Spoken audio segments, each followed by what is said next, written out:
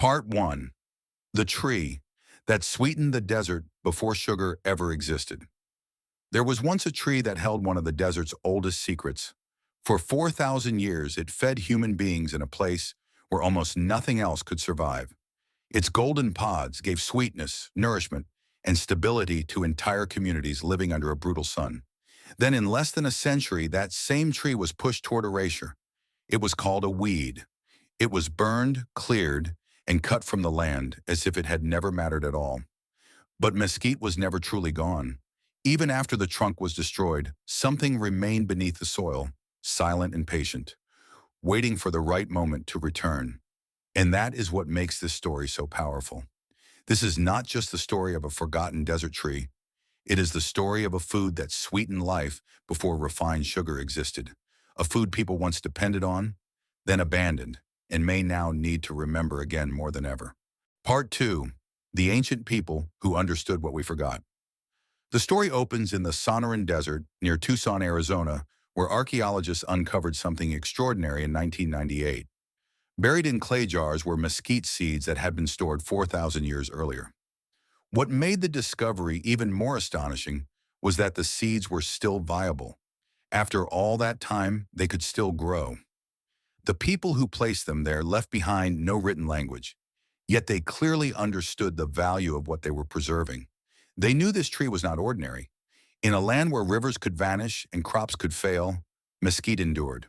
That endurance came from the tree's design.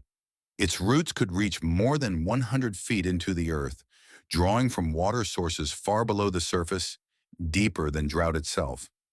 Scientists would later find that those roots could store huge amounts of water, allowing the tree to survive year after year in extreme heat. And the pods it produced were just as remarkable. They contained natural sugar, complete protein, and soluble fiber. Ground into flour, they could last for months without spoiling. To the Tohono O'odham, it was simply our sugar.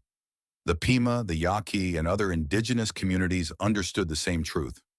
Families gathered the pods as they dropped from the branches, then crushed them into a soft flour that could feed entire villages. When Spanish explorers arrived in 1535, they were struck by what they saw. Alvar Núñez, Cabeza de Vaca, described pods that tasted like honey. A few years later, other explorers recorded vast mesquite forests along the Rio Grande, their canopies wide enough to create whole shaded worlds beneath them. Entire communities lived with this tree, ate from it, and depended on it. So if mesquite was once this valuable, this nourishing, and this deeply rooted in everyday life, how did the world ever come to treat it like something worthless? Part 3. How the Tree of Life became a weed. The story changed in the late 19th century when the land changed hands. Ranchers arrived with cattle, cotton, and a completely different way of seeing the desert. To them, mesquite was no longer a source of food or shelter. It was simply something in the way. A tree that grew freely, without irrigation, without ownership, and without needing to be bought or controlled had no place in a system built around profit. At the same time, colonists brought in sugar cane from distant islands and built mills, plantations, and larger economic systems around it. Mesquite, which had once sweetened life on its own terms, could not fit into that model. It did not need factories. It did not need constant labor to keep it alive. It could not be folded neatly into the kind of agricultural order that depended on control. So millions of acres were cleared. Trees were cut to the ground to make room for cotton, wheat, and grazing land. But mesquite did not surrender. Even when the trunk was severed, the roots remained underground, alive and waiting. Ranchers burned it to plant cotton. They poisoned it to grow wheat.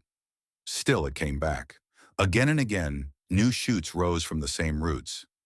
What people thought they had destroyed was only the visible part of the tree. The deeper life beneath it remained untouched. After decades of trying to wipe it out, even the United States Department of Agriculture had to admit the truth. In 1948, it acknowledged that mesquite could not be eradicated. And while people were busy trying to remove it from the land, something else was happening beneath the surface. The tree they called a pest was doing far more than surviving.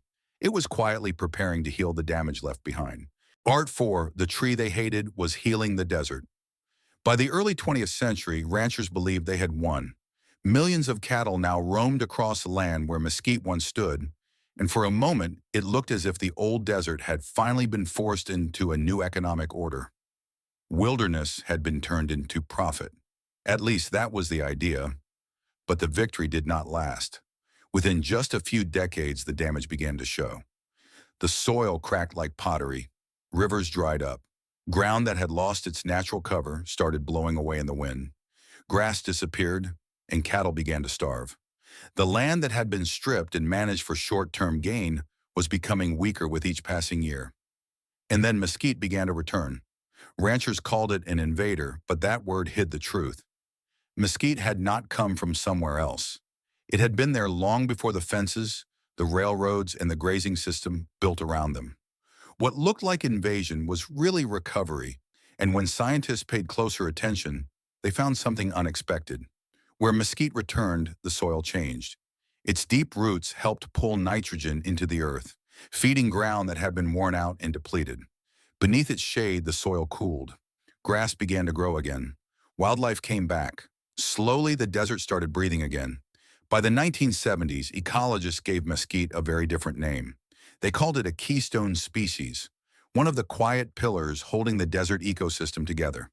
Its pods fed deer, javelina, and coyotes. Its flowers fed native bees.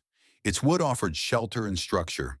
The same tree the world had dismissed as a weed had been restoring life the entire time.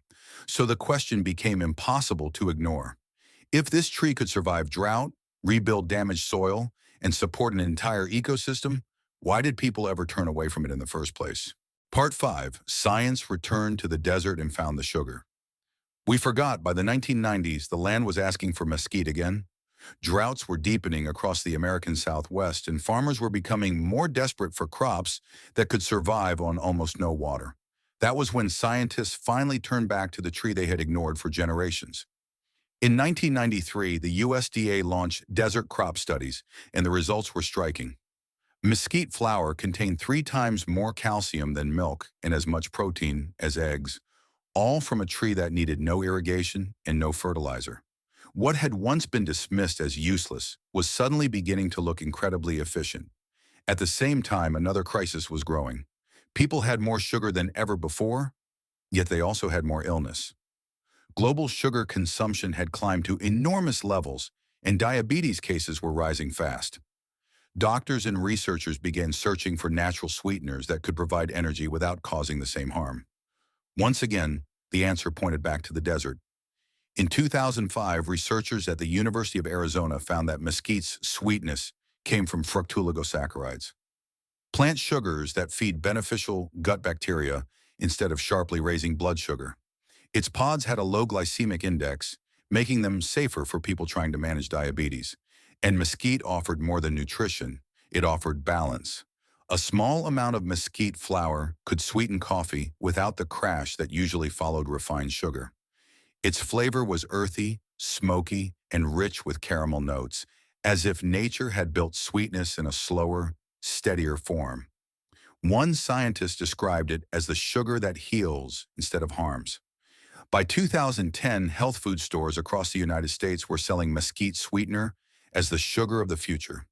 But even then, the real rediscovery was not coming only from scientists, health stores, or chefs. It was coming from something older and deeper than research. It was coming from memory.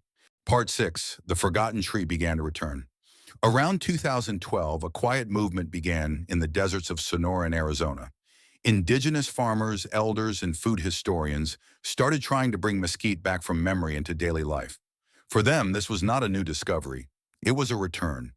Some families had kept old seeds in jars for generations, protecting them quietly as the wider world forgot what the tree had once meant. What science was only beginning to confirm, memory had never fully lost. One farmer, Maria Lopez of the Tohono O'odham community, began planting mesquite again in 2013 using her grandmother's method.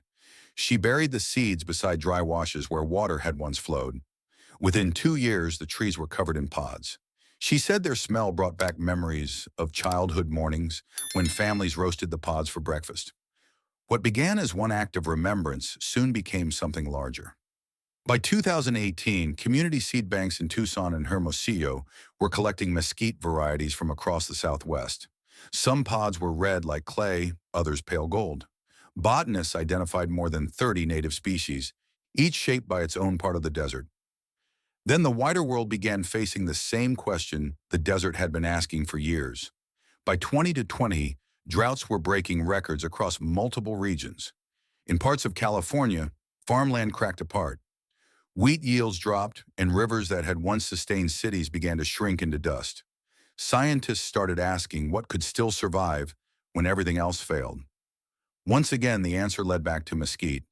Researchers studying resilient crops noted that its roots could reach as deep as 200 feet, tapping water far below the reach of most plants.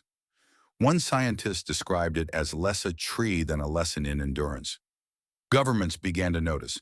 In 2021, Mexico's National Forestry Commission launched replanting programs across hundreds of thousands of hectares of degraded land. Because the mesquite family grows in arid regions around the world, farmers in Argentina, India, and Kenya also began taking interest. The Food and Agriculture Organization called it a forgotten crop of survival. And that may be the most important truth in this entire story. Mesquite is not a miracle that suddenly appeared. It is knowledge that was pushed aside, then slowly remembered. The tree that once sweetened life before sugar may still have something to teach the future.